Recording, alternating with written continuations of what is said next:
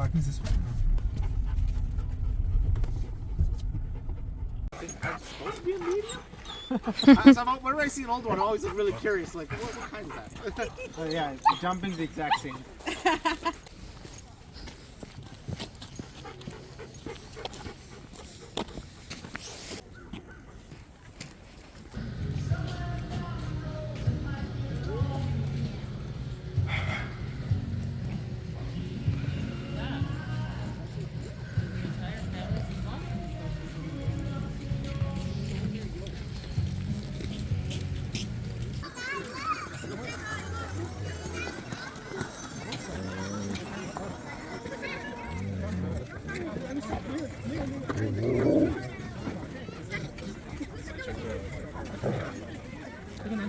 Four taps. Okay.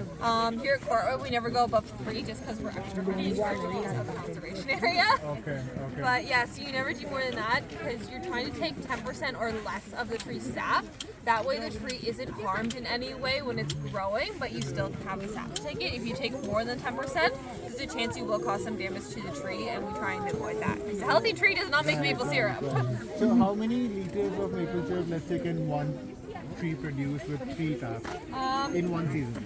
It's Look at me here. 250 to 300 years. Wow.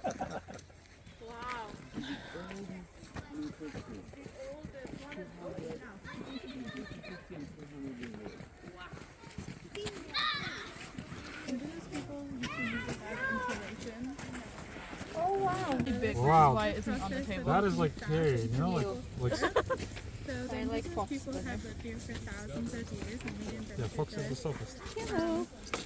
process and they still live here. Indigenous peoples used to use this as insulation, which is also another reason why I'm holding it because it's Why really not put fire on any other utensils? So once the rock is heated up, then I can put it into the sap and it will boil away the water. So we know that sap is a lot of water and a little bit of sugar, 97% water and 3% sugar. So we want to get rid of all of that water if we can. So they would have done this for about 7 days. Not this small quantity, but it's pictured here, a larger quantity in a whole.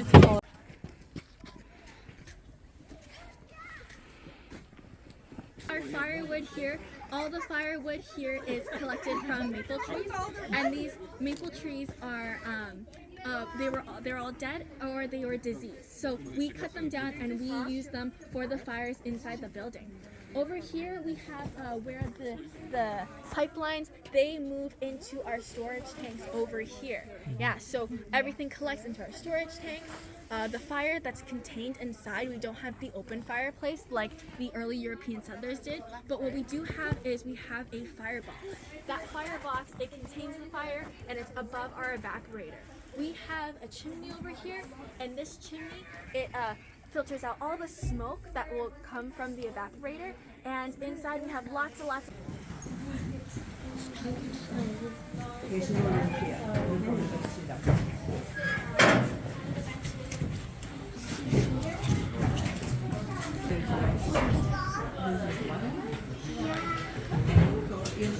So this is just water that I'm pouring because it's just a demonstration site. We're not actually trying to create maple syrup here.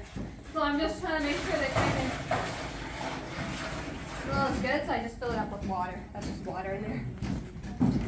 But usually you would not put water in there. Okay, welcome to the modern way of making maple syrup. Let's just try to do a recap of what we've seen already. Do you guys remember what the indigenous people, how they collected sap? What did they use to collect sap with? Does anybody remember what it was? They used a birch bark basket. So this is right here. This is what they would use. A birch bark basket. Do you guys remember what the early European settlers used? They didn't use this. They used something else. Does anybody remember what it was? Yeah, the metal bucket. Okay. That's what it was. And now, thanks to Farmer Michelle, what do we do now? What do we use now? Tubes. Yeah. Yeah, we just use tubes to collect it now. We don't need buckets anymore. So from there, from our tube, we actually collect it into our storage tank. Michelle showed you one. Here's our other one. It holds 1,200 liters of sap. That's enough to have 7.5 liters of these buckets over here, or 30 liters. So from 1,200 to 30 liters. Now this is the main show over here. This is called the evaporator. This is how we form maple syrup, go from sap to syrup. If we were to look from over here, this is how it looks inside, or from the diagram of it. If we follow with our eyes, it travels from this pipe over here and into the evaporator. This evaporator inside is actually slanted so that the sap can go through and flow by itself. So if we were to look at this diagram carefully, water coming out, it turns into steam. So how's the steam coming? What do you need for steam to occur? Yes, and you know where the fire, right? So this is our fire box. That is why we have to make sure we have this some firewood over here, because this does require a lot of firewood. So I have to constantly, for every presentation, just throw a piece in there because they want a fire to keep the fire going, the evaporator going.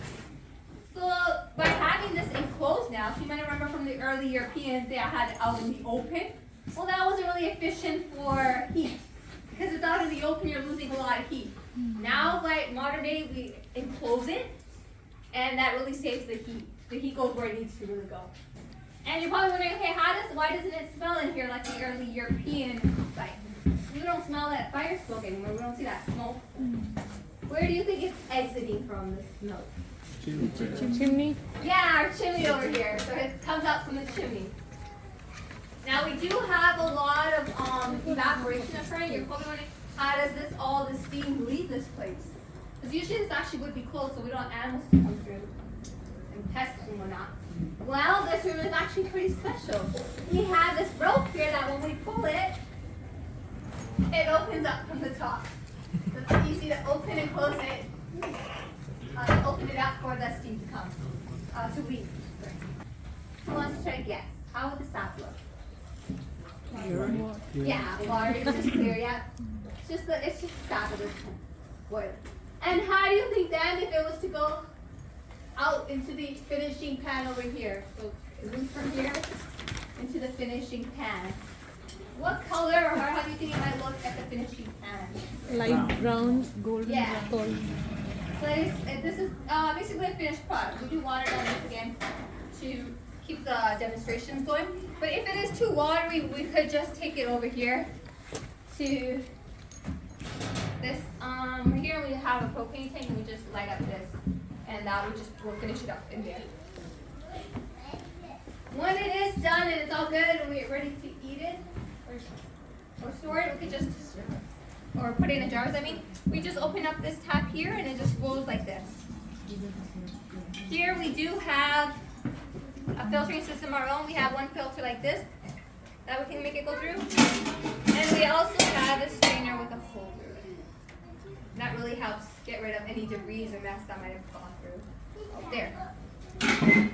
This, I guess, was one time we accidentally had this door open, and just a few years ago we had this door.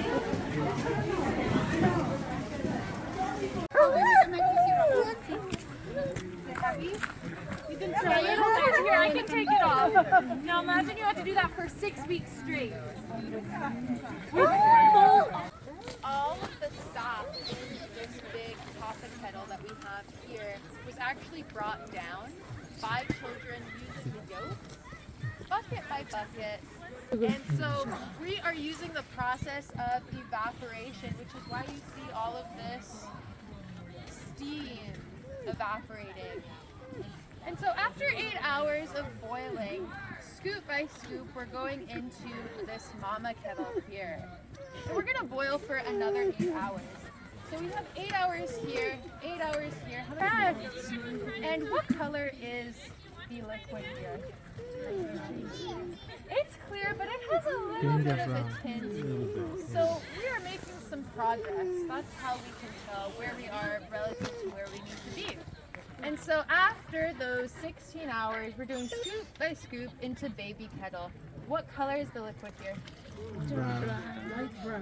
Yeah, it's like a golden, almost ambery light brown or like a tan. Still very watery. Still very watery, good noticing. It's not thick at all. So we are gonna actually boil for another 8 hours. And what is 8 times 3? 24. 24. I said it. Good job. And how many hours are in one day? 24. So how many days does it take to make maple syrup? 1 day. That's right. In the 1800s, it took 1 whole day to make maple syrup.